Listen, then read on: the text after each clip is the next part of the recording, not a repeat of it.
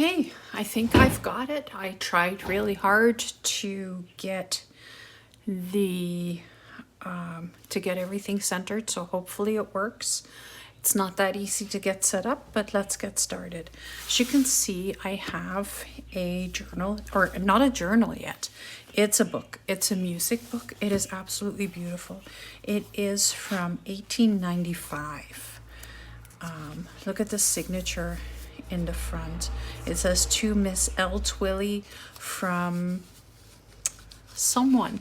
I can't read what it says, but it is just beautiful. It's a Salvation Army book, but that doesn't matter. It's something that I can use and I can create something. Look at all the patina on here and like how beautiful it's aged. There's like some writing in here. It's just a beautiful book. I've already been demolishing it because it was kind of in bits and pieces. And so I want to use the paper for the journal, for my journals. But the cover is also absolutely beautiful. And I don't know if I want to keep the very religious part on it, but look at this beautiful book. Like, it is just so, it's actually in really good shape. It just needs the inside to be fixed a little bit. So that's what I want to do and get it started so I can sew signatures into it. Like, look at the inside pages here. I don't even want to cover these. They are just so beautiful. So what I'm going to do is I'm going to make a spine out of this chipboard that I've had for such a long time. I'm pretty sure this came out of a box of paper that I thought, well, I can use that for something. So this is what I'm going to use it for. And I've been inspired by Natasha from Treasure Books to fix an old book up. So let's see if that'll work.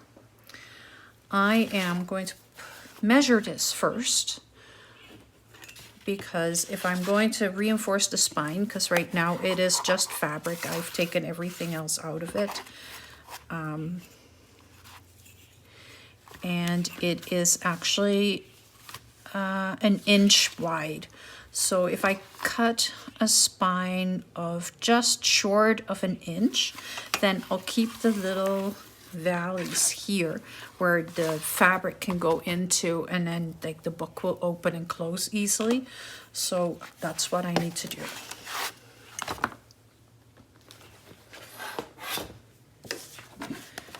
I have my very old, well-loved cutting board, and I have my piece of chipboard, and I'm just going to cut it just shy of an inch. The bonus with these boards is that they have the guides on the side, so you don't really have to measure it. You could just lay it straight, grab your knife, and cut it. Don't try to cut this with your cutting board because it will ruin your cutter.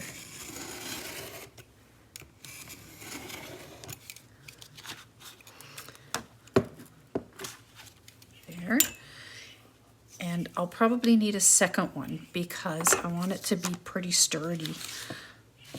Well, no, I think this will work. This will work.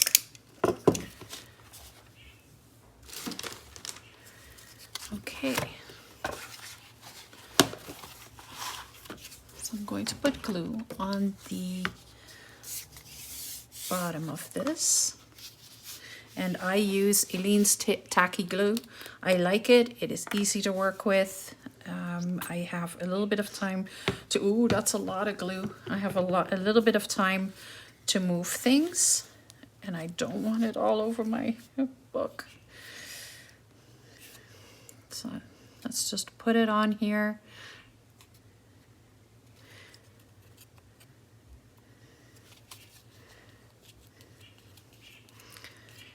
And get that done.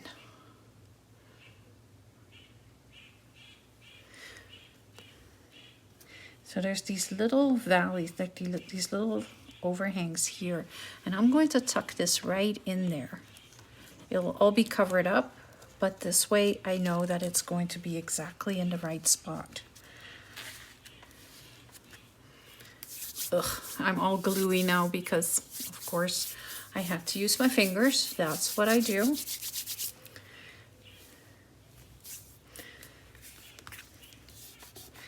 Okay. Just going to push that in really, really well so it's not going to move anywhere. And then see, it'll have a beautiful new spine. I don't want to cover any of the bits and pieces that are a little bit worn. I want to keep that. I want this to look shabby and worn a little bit. But I'm going to reinforce everything so that it's not going to fall apart.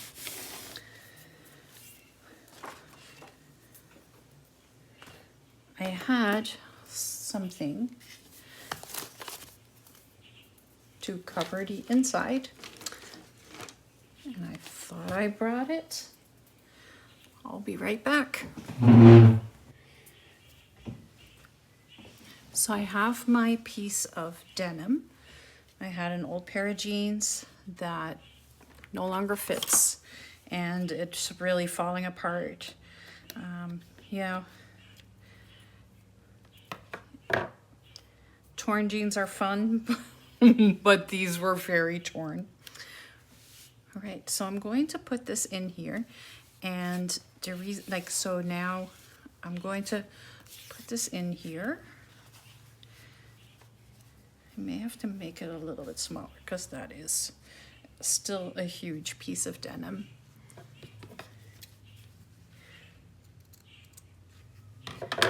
I don't have to do very much with it. I just have to tear it. I want it to look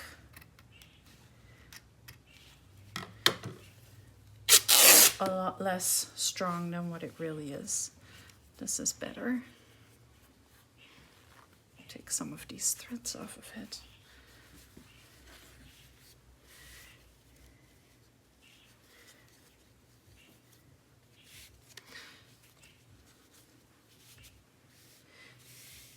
And then that'll go right in there. So I'm going to put glue right along the spine, and then I'll glue this in there. I'm also going to put glue right here in the valleys. I'm not going to put glue on the either side yet. I will do that after. I just want to make sure that the fabric goes into the spine so that it is going to open and close easier. When you cover this and you don't give that, then you won't be able to open and close your book very easily. So that's why I am going to put that in the valleys.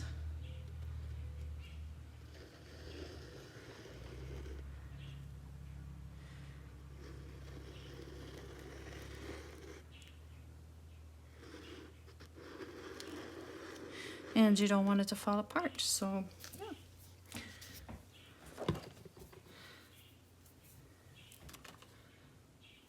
I need my glue spreader.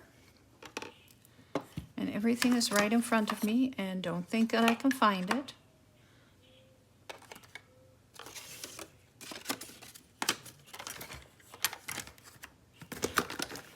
Got it. Okay, so I'm going to put glue right in the valley.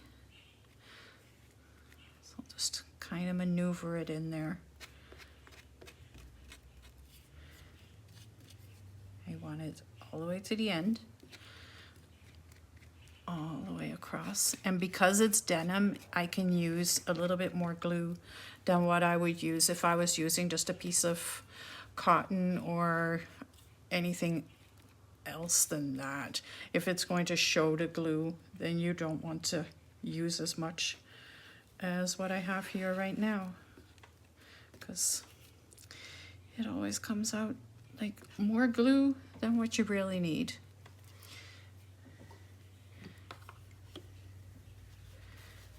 so I'm going to lay this right here. I'm going to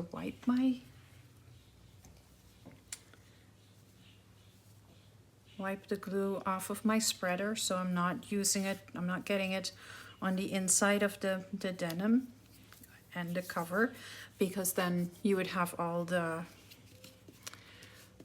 mess. But I'm going to make sure, I don't know if you can see that,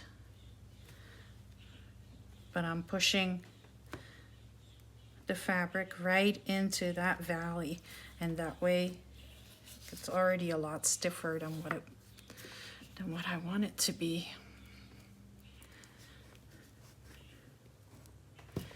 Because of course denim is a very sturdy fabric.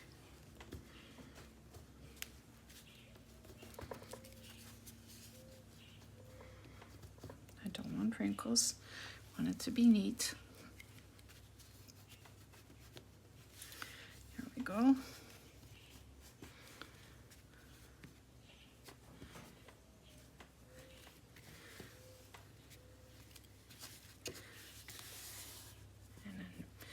Right here in the center, I can just use my fingers, because that way I can feel if there's any bumps and lumps, and if it's not totally smooth.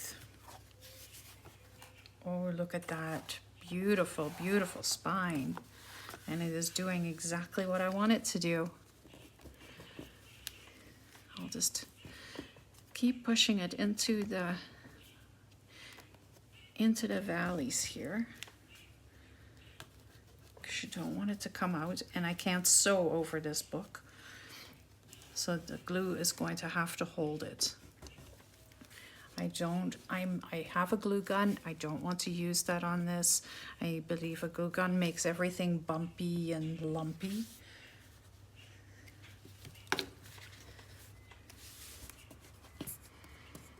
Right here, it just doesn't want to sit very nicely, but that's okay.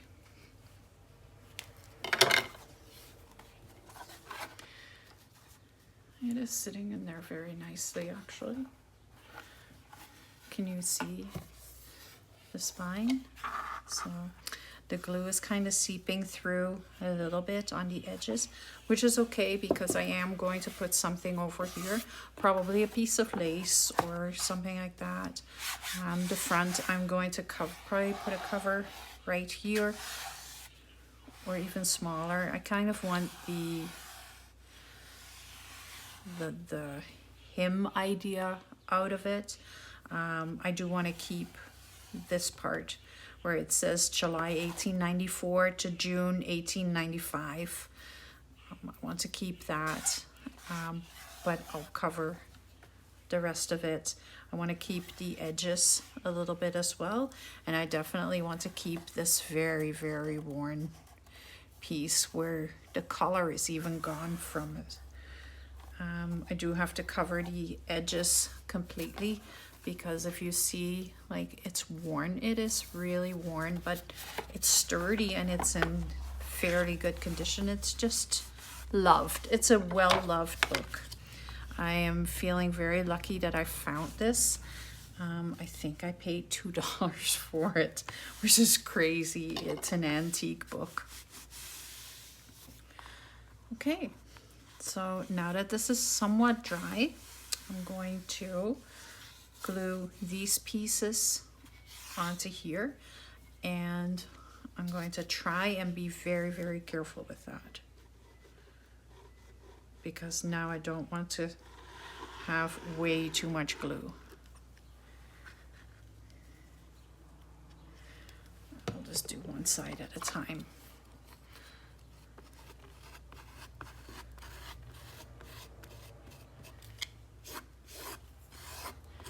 And I don't want it coming out too much. I want to keep that idea that it's just a little frayed and a little worn.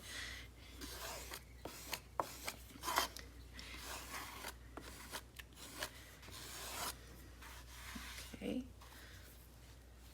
that works. And now the other side. I'm going to have to push it back in there a little bit. There we go. Okay.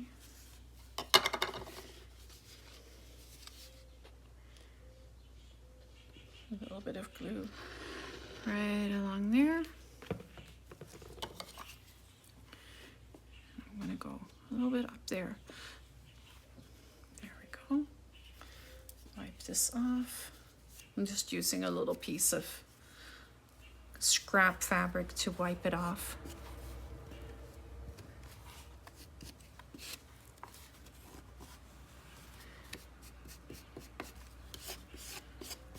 Okay.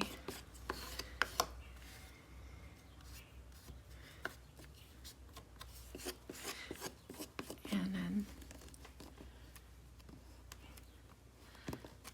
this can dry. And as you can tell, it is now a much sturdier book than what it was when I first brought it home.